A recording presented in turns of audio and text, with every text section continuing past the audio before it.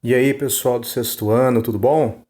Vamos lá para nossa aula 5, continuando aí essa civilização maravilhosa que é a Grécia, Grécia Antiga. Esses povos aí que a gente já viu lá naquela aula de introdução, o tanto que a gente tem em comum com eles, né? Esportes, palavras, lendas. Nossa Senhora. Bom, isso a gente já falou. Agora a gente está entrando no período arcaico. Na aula 4 a gente viu o período pré-homérico, os genos. Lembra daquilo? Os genos vão crescendo, crescendo, crescendo e vão formando a polis, cidade-estado, que a gente conhece hoje. Polis, cidade-estado autônoma, independente, com seus líderes, com suas leis, com Deus deles, né? Gregos politeístas, ó, tô recordando, hein? E no período arcaico, a gente vai ver duas cidades-estado, duas polis, tá? Atenas e Esparta. Eu vou fazer o seguinte, eu vou inverter a ordem na sua apostila, tá? Vou falar primeiro de Esparta, porque na sua apostila ela é mais curtinha, e vou falar amanhã na aula 6 de Atenas, que é um pouquinho mais longa, tá bom? Então, vamos falar aqui rapidinho de Esparta, ver as características dela. Lembrando que existiam aí centenas de polis gregas, de cidades-estados gregas, tá? Algumas irão seguir o modelo de Esparta, outras irão seguir o modelo de Atenas. Então a gente vai ver na aula 5 como era o modelo de Esparta. Primeiro, a localização. Olha ali, claro que você não vai enxergar, mas eu fiz um círculo preto. Tá vendo ali o círculo preto? Ali fica Esparta, na Lacônia, na região do Peloponeso.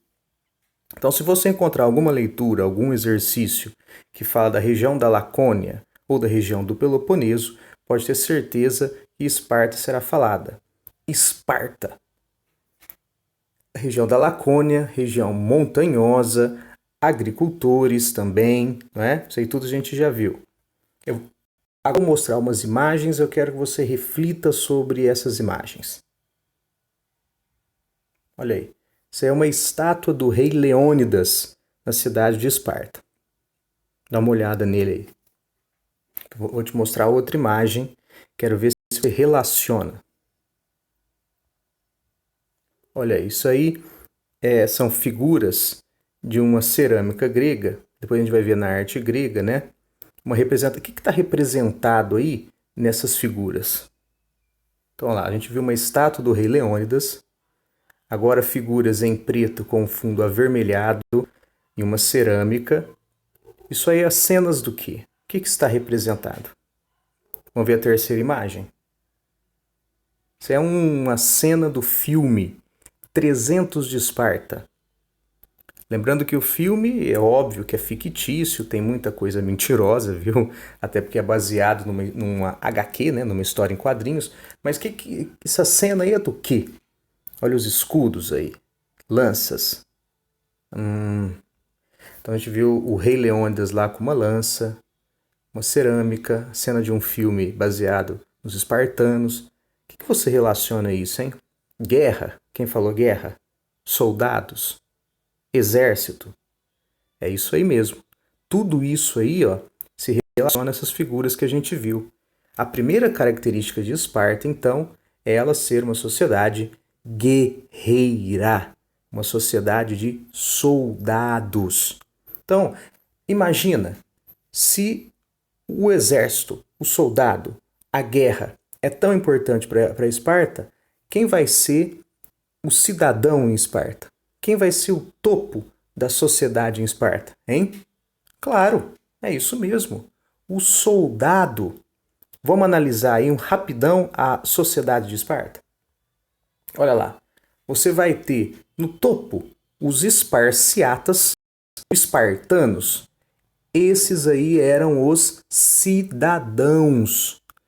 Essa galera que participava da política da cidade-estado. E eles eram o quê? Soldados. Eles eram voltados para a guerra. Eles eram de famílias ricas. Os espartanos, deixa eu contar, os espartanos eram descendentes dos dórios. Lembram quem eram os dórios? Sim, aquele povo que invadiu a sociedade creto-micênica, aquele povo guerreiro, não é? Olha aí, tá vendo a ligação? Então, importantes famílias em Esparta, donos de terra, que participavam do exército, eram os esparciatas. Cidadão, cidadania, é você poder participar da política, é você ter poder, influência dentro da cidade. Quem eram esses em Esparta? Sim, os espartanos ou esparciatas, soldados de guerra. E vai ter uma galera livre, não é, que vai trabalhar com comércio, com artesanato, tá? Essa galera em Esparta nós chamamos de periecos. E você vai ter servos. Como você conseguia esses servos? Através de guerras. Em Esparta, os servos pertenciam ao Estado de Esparta. E eles eram chamados de hilotas. Esparciatas, guerra. Quem tem a política, cidadão. Periecos, comerciantes e artesãos. E os hilotas, que faziam o trabalho pesado na sociedade. Os servos do Estado. Podia fazer qualquer tipo de serviço na terra, na cidade. Entenderam? Assim era a constituição da sociedade espartana na época. Se o topo da sociedade são os soldados, os esparciatas, como será a política em Esparta? Olha lá. A política em Esparta era uma oligarquia. Sabe o que significa oligarquia? Governo de poucos. Era uma oligarquia militar. O governo de poucos são militares. Em Esparta você tinha 2 reis. Olha que legal. Você tinha 2 reis, uma diarquia. Um rei era um rei que cuidava da parte militar e o outro rei que cuidava da parte religiosa. E o rei governava junto com essas instituições, os Éforos, a Gerúsia e a Ápila. Os Éforos, ou Eforato, era composto por 5 membros. Eles eram escolhidos anualmente. Eles serviam para executar as leis, cuidavam da administração das cidades e eram fiscais, principalmente dos reis. O Éforo governava junto com a Gerúsia. Na Gerúsia fazia parte os gerontes. E os gerontes, eles eram pessoas acima de 60 anos, que possuem experiência, sabedoria, criavam leis e alguns relatos falam que até eram como juízes. Né? Os éforos, por exemplo, acusava e os gerontes julgavam. Tá? Lembrando que Esparta, a gente vai ver depois na cultura, não deixou muito registro para nós aí. Tá? E a Ápila era uma assembleia popular. Tá? Todos os cidadãos de Esparta poderiam participar da Ápila, se você fosse cidadão acima de 30 anos.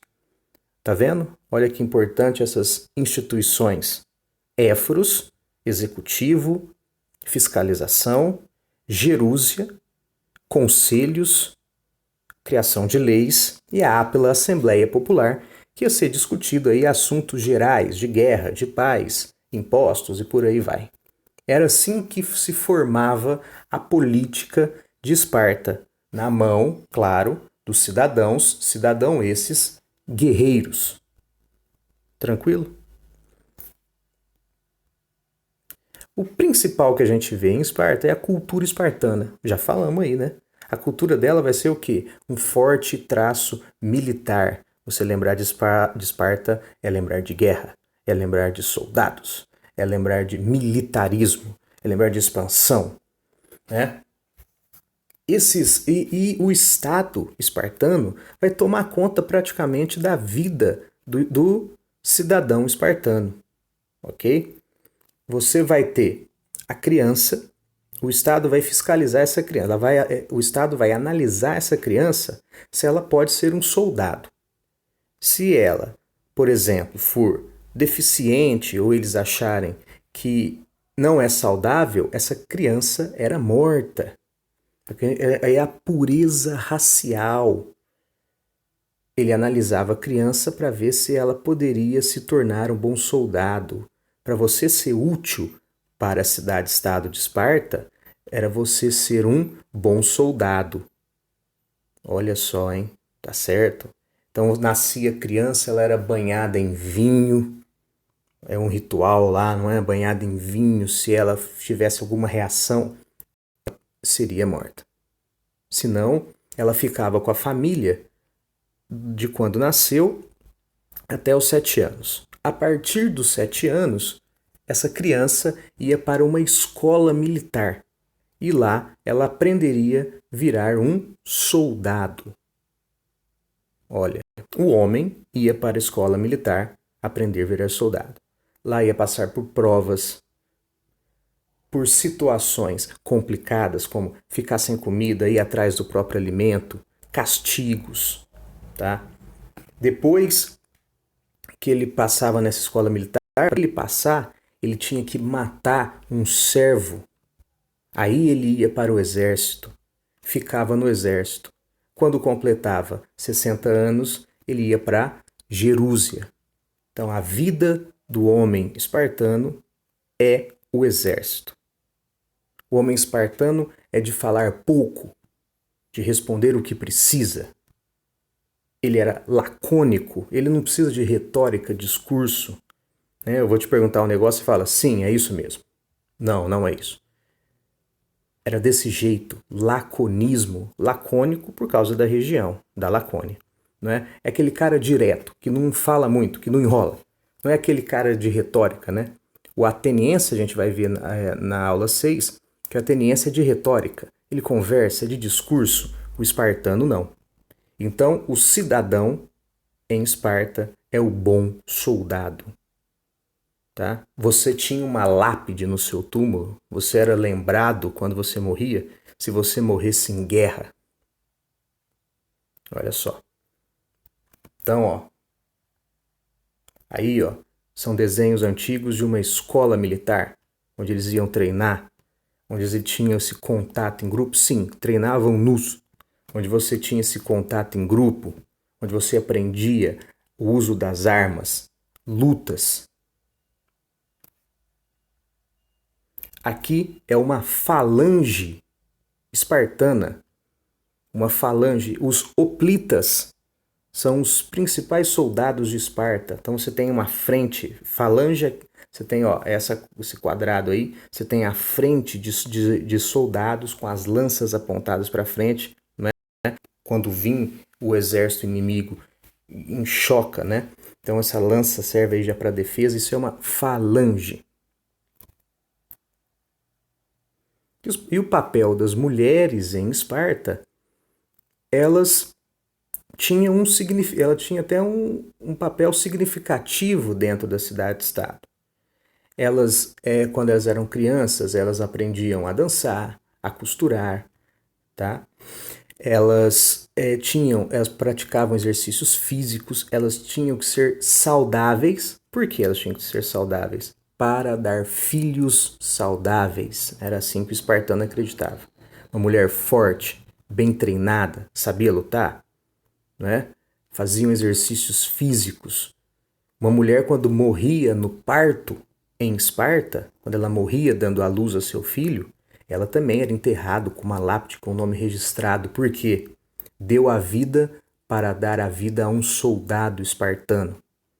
Então a mulher tem esse significado dentro da cidade. Lembrando de pensar no ponto de vista desses caras, daquela época.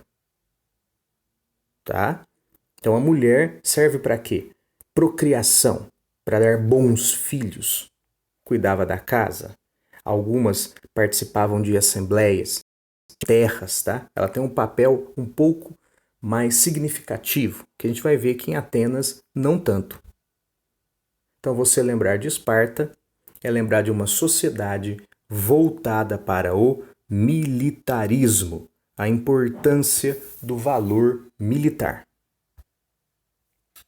Bom, espero que tenham entendido, tá? Aqui a gente gera um monte de curiosidade, essas sociedades, essas cidades, não é? Mas o vídeo não pode ser longo. Então, qualquer dúvida, estarei no plantão de dúvidas. Até amanhã. Abraço. Muito obrigado.